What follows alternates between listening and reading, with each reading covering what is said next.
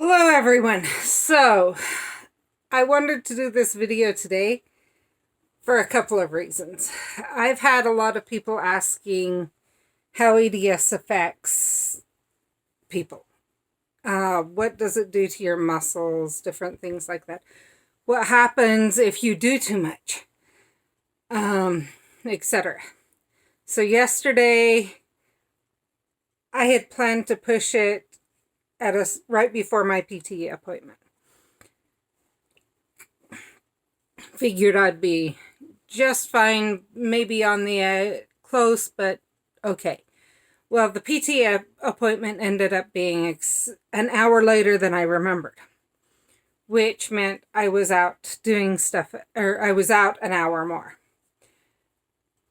So I got to the PT appointment. I'm kind of tired. That's okay. Whatever.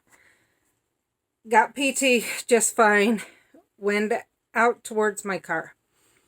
And on the way, I hit one of my shoelaces just right that somehow, and I tried to figure it out later and I couldn't, but I hit the shoelace and started tripping, stumbling.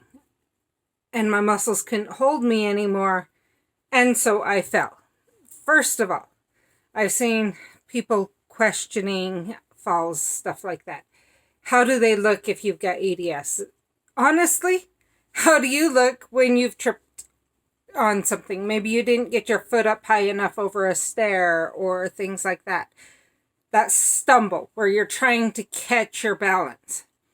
That is how someone with EDS falls. There's none of this very slow falling to the ground or things. No, it looks just like any other person. You would not know watching someone with EDS fall that they had EDS.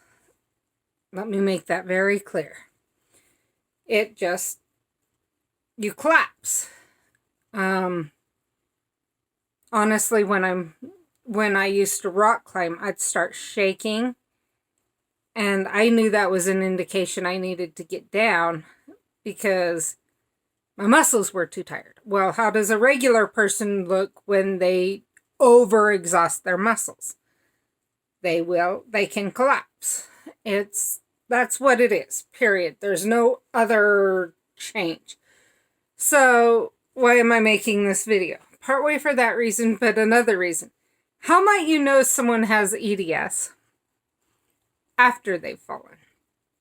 Or you know someone who has EDS that's fallen and they look fine, everything, and then a day or two later you find out they're in trouble.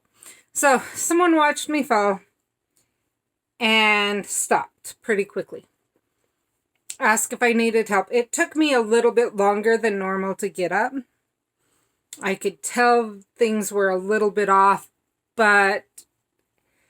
and I was like, no, it's fine, My knee hurt like crazy. Part of my leg, I'd skinned them. We all know how it hurts to skin yourself. It hurts a lot. Well, I got home, went to bed thinking that's all that was going on. I mean, obviously, you can kind of still see the aftermath. So, I woke up, and that's as straight as I can get my arm. I noticed after the doctors had closed and everything else.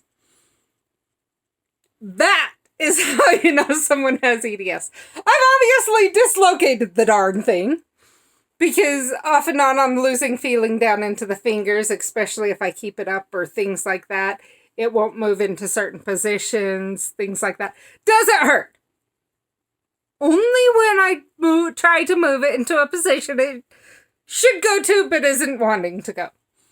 Does it hurt across the board? No. Did it hurt worse than my knee that I scraped? No.